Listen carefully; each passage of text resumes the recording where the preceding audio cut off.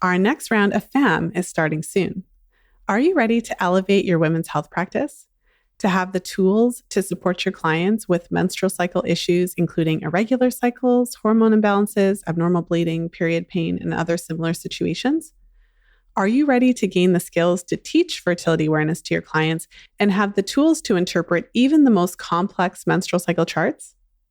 That's where our Fertility Awareness Mastery mentorship comes in.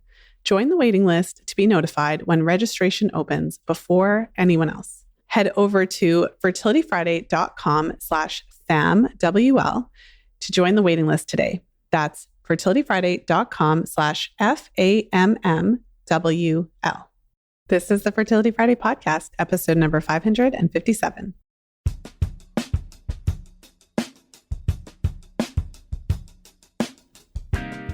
In today's FAMM Research Series episode, I am diving into an interesting question, and it gets into the topic of cycle syncing and whether or not we should be tailoring our exercise habits and routines based on our cycle. And of course, this is part of a broader question of how much should we be tailoring our lives around our cycle. And so we're going to get into that and more in today's episode.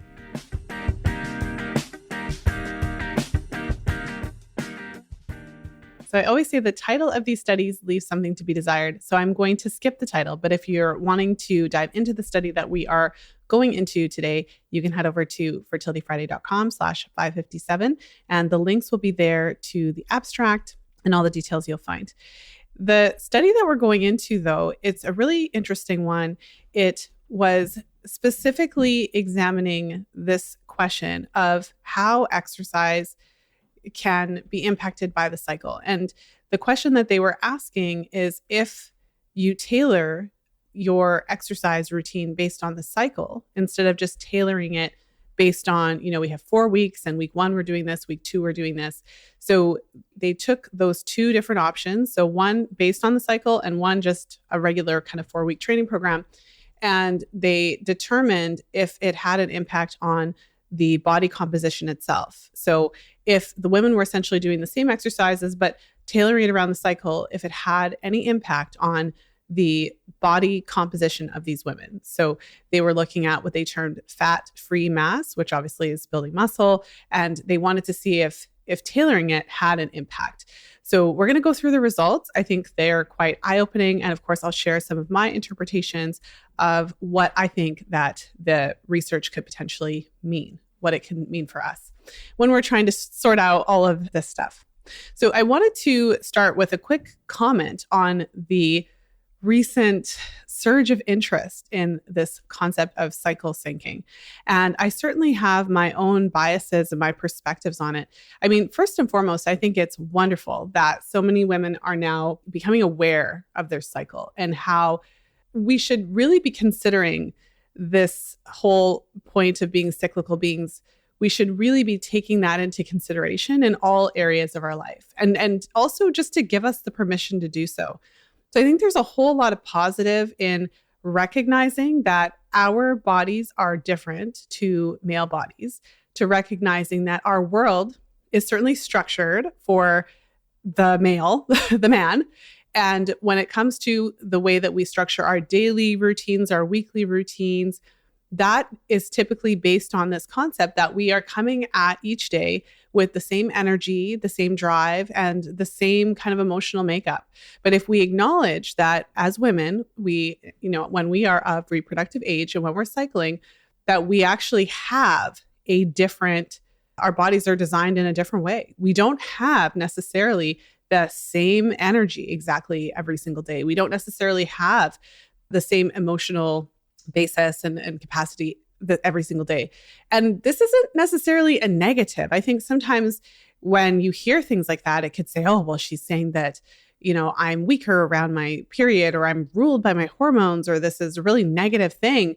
I mean, whether we want to define it as positive, negative, or neutral, it's still happening.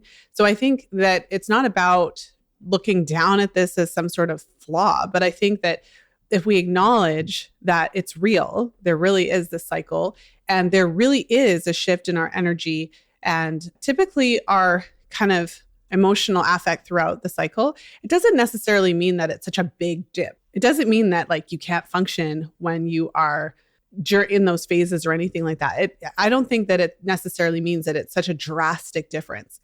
But when you start charting your cycles and you start paying attention, not only to what's happening with your cervical fluid and your basal body temperature and, your cervical position. So when we go past that, you look at your energy, you look at your emotions, your mood, when you look at even the quality of your sleep or a variety of other factors, I think that we would be lying to ourselves if we didn't acknowledge that these things do shift and change based on the cycle. And the longer you chart your cycles, the longer you start to see that this is real. And that really and truly, it's not about whether or not you can do things at different times of your cycle. You could do whatever you want. I always give the example of if you want to run a marathon when you're bleeding, like you can do it. There was that woman who did, I don't remember her name off the top of my head, but there was a whole, news article read because she decided to free bleed. And so she's running this marathon and blood's coming down her legs. Like you could do it. Obviously she did, but do you want to? Is that optimal? Is that the best use of your time and energy? And is it possible that if we just acknowledge that we're cyclical beings and organize, whether it's our exercise routine, our work schedule, even just the pattern of which we do things in our lives, if we were to stack certain activities when we know we typically feel the best, we have the most energy, when we're feeling the most outgoing, and we stack other types of activities, maybe activities that don't require that kind of, like for me, it's like, doing podcasting, doing interviews, doing, if I was to do a speaking engagement or something, if you can, is it possible to stack some of those types of activities when your energy naturally is just higher and when you feel that natural inclination to do that, and then when you know that there's a period of your time when you feel more inwardly less outgoing, that you stack maybe, I don't know, maybe more administrative tasks, maybe those things that you don't need to have the same degree of kind of outward energy. I don't know. But I think you understand what I'm saying here. So if you were just to acknowledge, A, that there's a difference in energy, and B, try to organize things around that, then what would that be like? Because the way I look at it, it's let's say you're in a boat or whatever, and it's either you're going to go with the current so that you can get there faster, or you're going to go against the current. So you have to work twice as hard when you're not necessarily feeling your best to get the same result. So what I have found in my clients, working with clients, and what we'll be talking about the research is when you just go with the flow and you allow these natural patterns of your cycle, when you kind of, if you know that you typically need a couple of days of downtime leading up to your period or on your period itself, allowing yourself to have that, and then maybe stacking on some extra when you're actually in that zone, when your energy is naturally higher. There's a whole lot of great that can come from that. And you're going with the flow instead of going against the current. And I feel that what can happen, what can be the outcome for us as women, is we still get there. You still get the result. It's just that it wasn't as hard to get the result. So we're kind of moving, when we move with our cycles, we move with our bodies. It doesn't mean we wouldn't get there if we didn't do it, but it's just easier. You're just going with the flow, and life feels like it flows better. And yes, I'm using the word flow intentionally as a pun to make my point. So let's go into what the study has to say. So as I mentioned, these researchers were looking at how organizing the training around the cycle. So scheduling like week 1 based on that, week of ovulation, and then scheduling that rest period where we're doing different activities, scheduling that to coincide with the menstrual phase. They had the same training schedule, but one group did it based on the cycle, and the other group, it was just week 1, week 2, week 3, week 4. So let's talk a little bit about what these researchers found. So to give you a little bit more background on the cycle itself, it was a fairly small study. And when I look at the criteria for how they selected participants, it kind of makes sense because they were looking for women with regular menstrual cycles who already were resistance training, you could say athletes, but they didn't specify if they were athletes. But these were women who already were regularly engaging in resistance training, who did have regular menstrual cycles. They did screen out women who used restrictive diet practices, and obviously women whose cycles either were missing or were potentially irregular. So they were looking for a very specific group of women so that they could really jump into these targeted exercises and activities, use advanced scanning to measure the body composition and the mass, right? The muscle mass, so that they could really identify whether or not training in these two different ways had an impact on how these women were building muscle. So this really satisfied my nerd because this is such an interesting question, right? And so this is who they used. They had 14 women at the outset of the study, and the results were ultimately based on 10 women who actually completed all the requirements of the study. 5 in the group of women who they were doing just the regular training session where it was week 1, week 2, week 3, week 4, regardless of where they were in their cycle. And the second group who specifically they geared this training to their cycle. And that was the only difference. So keep that in mind. The researchers also excluded women who had a history of using steroids. And of course, that is to keep an even playing field, making sure that there's none of these other potential factors that could confound the results. Similar to other studies that I've mentioned, in order to identify that ovulatory phase, they did test urinary metabolites. So they were testing to see when the LH surge was happening so that they could identify around when that ovulatory phase was going to be. And they also were tracking when these women would get their period. So they were doing their best to identify which phase of the cycle these women were in with those types of techniques. So one thing that I wanted to mention is that, and this is interesting because it's in line with the protein recommendations that Lily and I make in Real Food for Fertility. For the purposes of this study, they wanted to ensure that these study participants, because of course they're specifically looking at exercise and building muscle mass, so they wanted to ensure that the participants were consuming a sufficient amount of food. They specified how much protein intake that they needed per day, as well as dietary fat and then carbohydrates, so that these women were not going to be inadvertently in an energy deficit. And in order to make sure that this took place, they actually hired a nutritionist, a sports nutritionist who has experience in resistance training to work with the participants to ensure that this was happening. So I wanted to put that out there because that is important. One of the things I talk about quite a bit is that many of my clients and women who I work with, maybe even yourself, if you are fairly active, one of the things that I think is very common for women not to do is eat enough. We're often exercising so that we can tone our bodies, get lean, maybe lose some weight. And as a result, it doesn't occur to most of us that when we increase our activity level, we actually need to increase our food consumption very intentionally to ensure that we're not under eating. So the researchers made a point of saying that in order to prevent energy deficiency, which is under eating, they made sure, and they gave some guidelines, which I wanted to share with you as well. They prescribed the participants to consume 2 grams of protein per kilogram of body weight. And the dietary fat intake was suggested, recommended, was 1 gram of fat per kilogram of body weight per day. And so, I mean, if you are not in metric, you can do that conversion and calculation to determine how much that is for you. But for most of my clients, when we go through and talk about what that would look like for the average woman, it's typically significantly higher than what the average woman is actually getting. And so I often say that, and of course, this is for the recommended amount. Keep in mind, these women are at a high activity level. They mentioned that based on the research, the recommended amount is about 1.7 grams per kilogram of body weight per day of protein.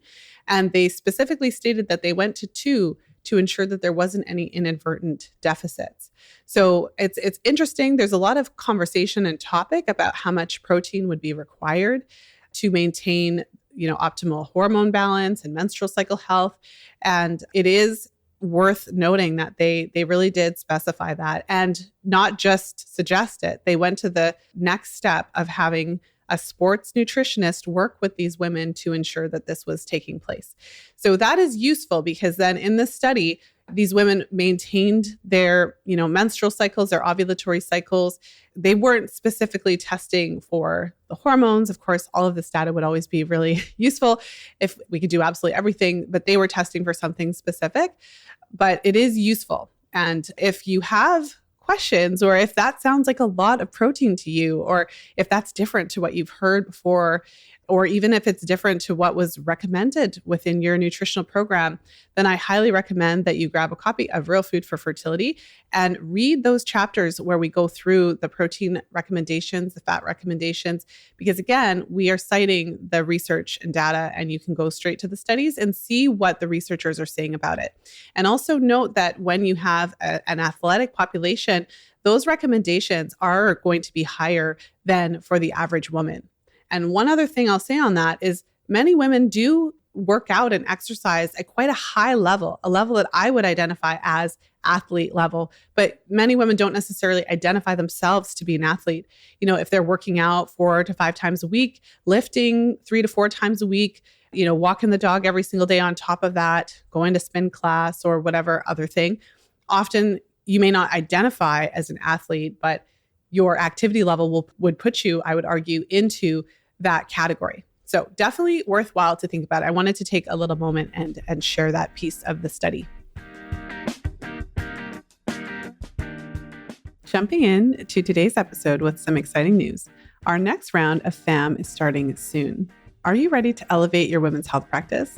To have the tools to support your clients with menstrual cycle issues, including irregular cycles, hormone imbalances, abnormal bleeding, period pain, and other similar situations? Are you ready to gain the skills to teach fertility awareness to your clients and have the tools to interpret even the most complex menstrual cycle charts? That's where our Fertility Awareness Mastery Mentorship comes in. Join the waiting list now to be notified when registration opens up again before everyone else. Head over to fertilityfriday.com/FAMMWL. That's fertilityfriday.com/FAMMWL to join the waiting list today. Now let's go ahead and jump back into today's episode.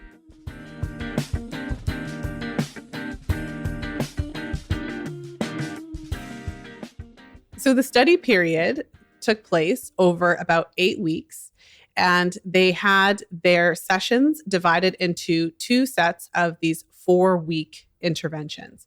And as I mentioned, they had these sessions structured, and in the one group, they just, week 1, week 2, and in the other group, they just designed it around their cycles. But they were doing the same things. It's just that they were doing it in a different way. And as I mentioned, the break period then for these women coincided with their break and recovery period would coincide more specifically with their periods and that menstrual phase. So if I take a quick comment from what the researchers said in the study, they said, quote, the premenstrual period was matched to the recovery phase, considering that reduced physical performance, impaired sleep recovery, cramps, and anxiety have been reported during this portion of the cycle. So they're just kind of saying like, look, this is what the research says, that this portion of the cycle is associated with these challenges. So we're going to give these women a break at that time. And what the researchers did, as I mentioned, is they actually scanned the participants using what they called a dual energy X-ray. Now I'm going to try to say that other word. A DXA is the abbreviation. But suffice it to say, they took these women, they scanned their bodies, they looked at where they were starting from so they could determine their body mass composition. And then after, 8 weeks of this training routine, they scanned the body composition again of both groups and then compared them. And what they found, this is the part, of course, that I find pretty fascinating because, obviously both groups of these women were exercising. It wasn't to say that one was exercising more than the other. They were doing the same activities. These activities were led by trainers who know what to do and to share that information with them. So these women were doing basically, the same types of activities, same recommended routine, just organized differently. And so both groups did see an increase in what they called the fat-free mass. So you could say the muscle mass. Both groups did see that. But the menstrual, like the group that they called like the menstrual cycle group, but the group that was, doing these activities based on their cycle, they actually showed statistically significant improvements in 2 specific areas: the bench press and the counter movement jump. So they describe in the study what that counter movement jump is, what they term CMJ.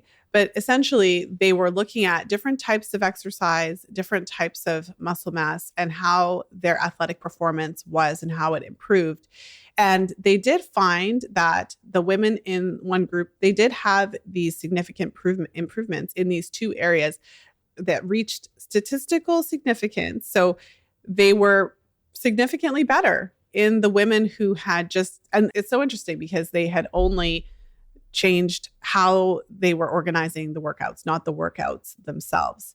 So again, it's not to say that the women who did not organize their cycle or their exercise based on their cycle, they still experienced gains. They still experienced significant improvements in their muscle mass. And they obviously, if you're exercising on a regular basis, you're going to see some gains. But what was interesting was that there was this kind of slightly higher gain for the women who were doing the same thing, but just doing it based on their cycle. So, I mean, the way that the researchers characterized it and kind of like their conclusion was that there did appear to be a benefit for the menstrual cycle tailored program on these two performance areas. And of course, it's limited by the small sample size, so more research is warranted. But really and truly, they had to conclude that there does appear to be this benefit, you know? So the way that I look at it when I was looking at this study was that, again, it doesn't mean that there's a right way or a wrong way to do it. I think that that's something to really consider. This study doesn't say that the other women didn't have benefit as well. They're just saying that the women who tailored it had like slightly better gains in certain areas. What I think that we can take from it is that, again, going back to the whole concept of, you know, in this world that we live in that's highly male dominated, that has us thinking that we have to kind of do things the way that it has been modeled for us. So if you're doing an exercise routine, we tend to think, okay, I'm going to do this 6-week routine. And week 1, I'm going to do, we don't even take into consideration our cycle or our energy, even though we're cyclical beings, even though we do have this menstrual cycle to contend with. And I can't tell you how many clients that I've worked with who don't give themselves permission to take a day off when they're bleeding. I mean, hey, if you're bleeding from your vagina today, you have the right to take a day off. I mean, hello. And so I think that what this study shows us is that if you were to organize your exercise around your cycle, and if you were to allow yourself either to do lower impact activities or to just take a break when you're bleeding or during some of those days leading up to your menstruation, in line with your natural inclination, your natural energy level, paying attention to how you actually feel, giving yourself that permission, if you want to do that. This study shows us that you're not losing anything. The women who were doing this based on their cycle, they didn't lose out. They didn't have less muscle mass development or anything like that. They actually had slightly higher, which again, what? I mean, what's the explanation? Now, one possible explanation, I didn't see in the study a real like explanation as to why they thought this was happening. So if I were to try to say, okay, what would my hypothesis be for why these women saw these gains?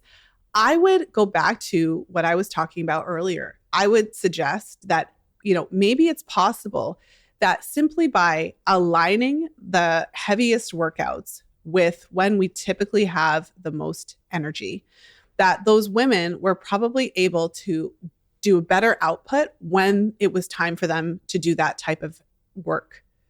So if you're aligned, so I can think of a non-exercise example that might be helpful.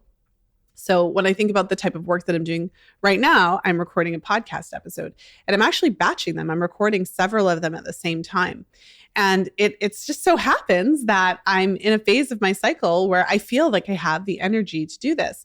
So if you're trying to force yourself to do a lot of athletic work, let's say during the 5 days leading up to your period. Now, I'll speak for myself for a moment and say that during the days leading up to my period, I tend to just, especially the day or two before, I tend to be a little bit more tired. If there's one day that I could use more sleep and I tend to want to stay in bed a little bit longer and that I just feel a little bit more like I want rest, it typically is that day or two before my period and the first day of my period.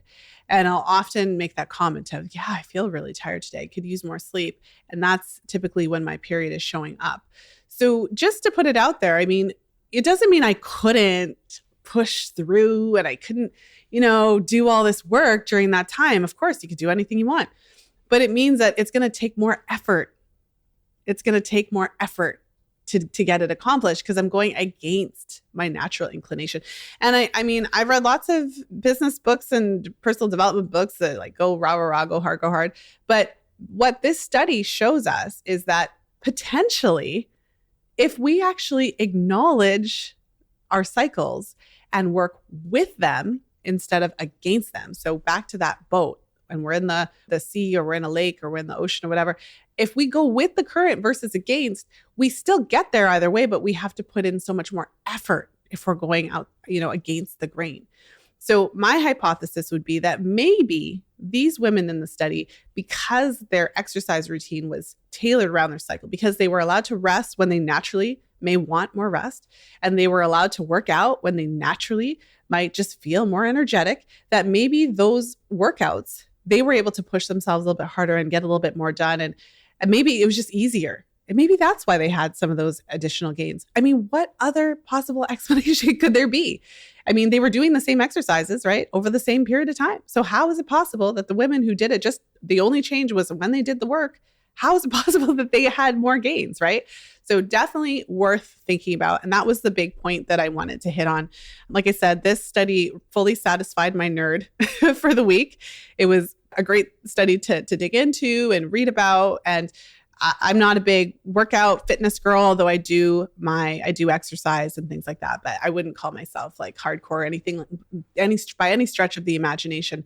So it was interesting for me to kind of read about even the ways that they're measuring the body mass and how specific they were to identify whether or not modifying the schedule of exercise changes the actual, muscle composition, how we're putting on muscle. I thought that was a really, really interesting study, and I was glad that I was able to stumble onto it.